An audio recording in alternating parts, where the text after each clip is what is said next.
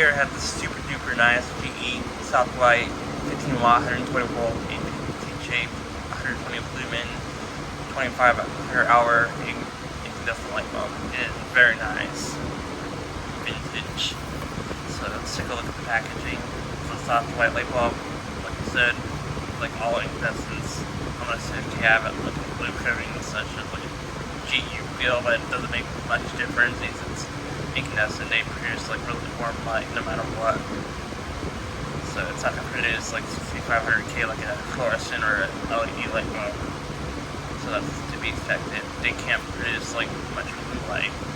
But nonetheless, these are 15 watts, 120 lumens, 2500 hours, and they're A15-Shaped. So it'll fit your refrigerator.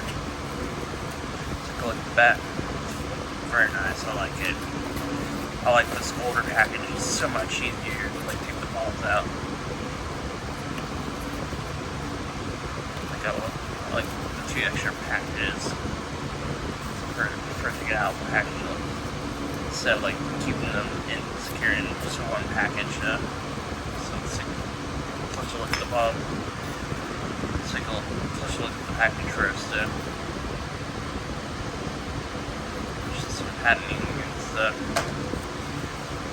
Nothing else to say about that. So the bulb, it's a nice glass bulb. Obviously, you think that's going to get very high, even though it's a 15 watt bulb. Very nice aluminum base. I like it. So let's take a look at the edge. Very nice. It's a 15 watt logo, 120 volt. Southlight. It's a General Electric. It's a cool name for it. So let's scoot in and give it a whirl.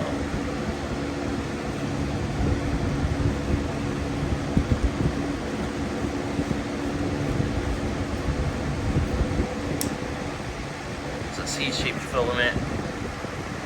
It extends the life instead of like a horizontal or vertical filament. That's pretty good. That's why these aren't like really that bright, but they extend the life. And it's still 120 volts, so it's not like far off.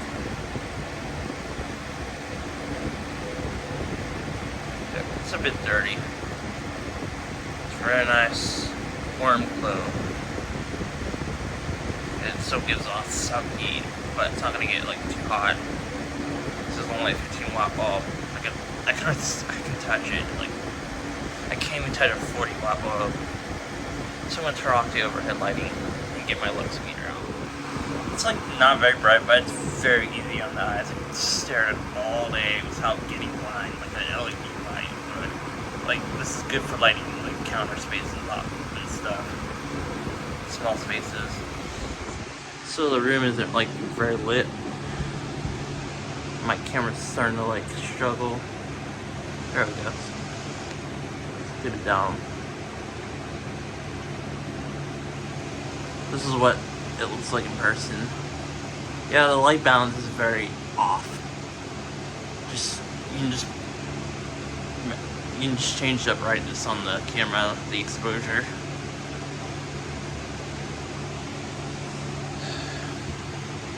So I'm gonna grab my lux meter out. It's really hard to see because it's very bright, but this has a backlight in it.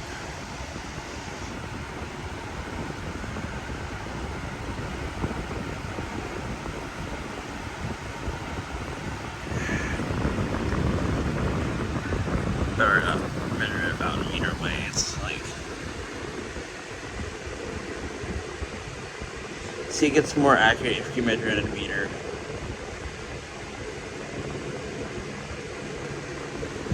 But if you get a lot closer, yeah, it gets very inaccurate. It says like change the lux unit.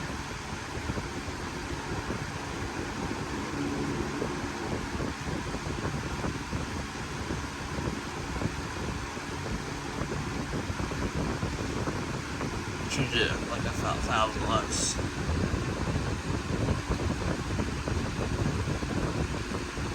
There we go. Is it running?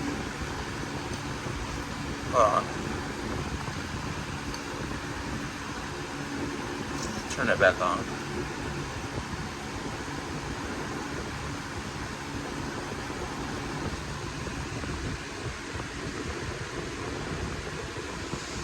Oh, this works better if you like measure it like a foot away. Yeah, it really depends on the light source.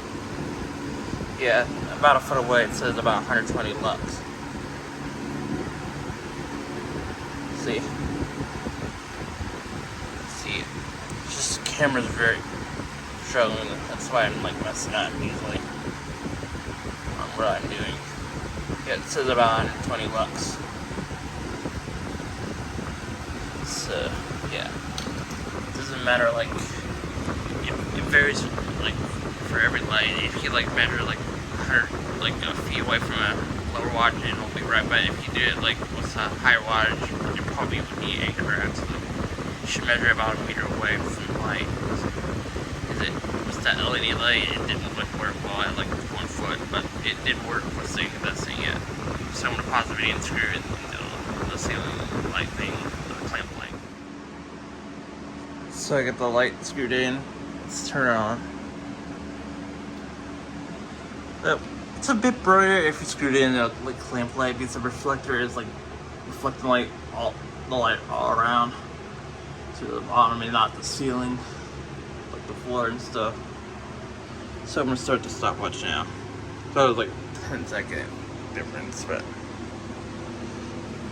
see how bright it is. It's not like too bright, but it's good for accent lighting. It's like cozy looking. It's like subtle, reassuring lighting, like G says. It's not good for like working around, but something 100 Sierra like all incandescent light bulbs. However, LED does produce much better light into like the usable light area. This is more like infrared and red light. Incandescent might be better at reds, but LED does better at like yellows and greens and stuff. This does better in the warmer like color area.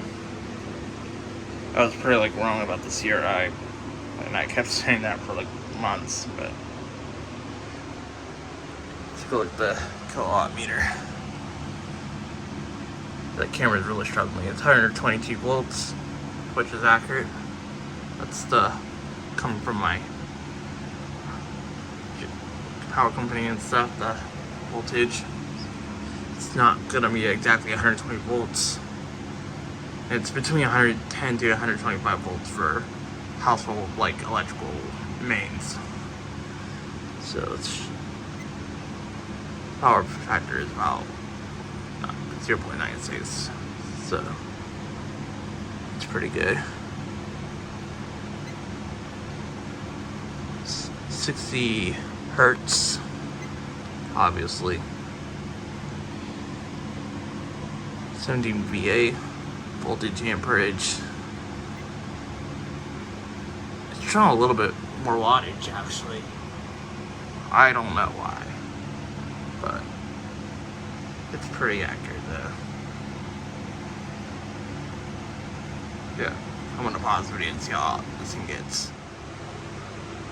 So I have the drum for 20 minutes, measure how hot it gets. See how hot the walls are. So it's very cold out, so it's gonna be like a little lower than the other side of the room. So it says 67, but the other wall says 72 degrees. Yeah, it's saying 64. Measure how hot this light bulb gets.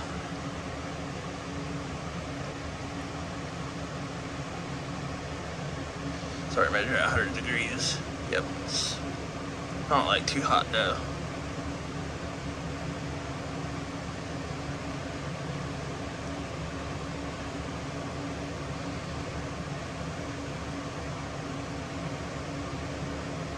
Try again. Yeah, it's about 120 degrees. It's starting to get really hot. I mean, not too like that hot though. But 120 degrees, I would recommend like touching it for like too long though. But it's far like safer than what you expect.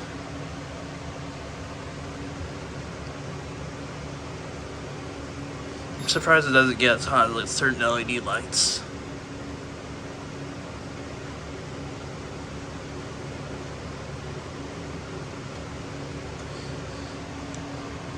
However, that very high power LED bulb I tested didn't get like that much hotter than this. And it's a lot brighter.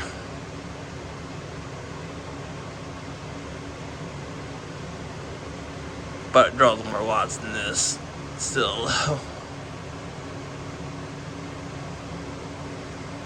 don't think it's gonna get any hotter, so I can still touch it. It's not getting like terribly burned though. Yep. So I'm gonna turn it off now. Thanks for watching.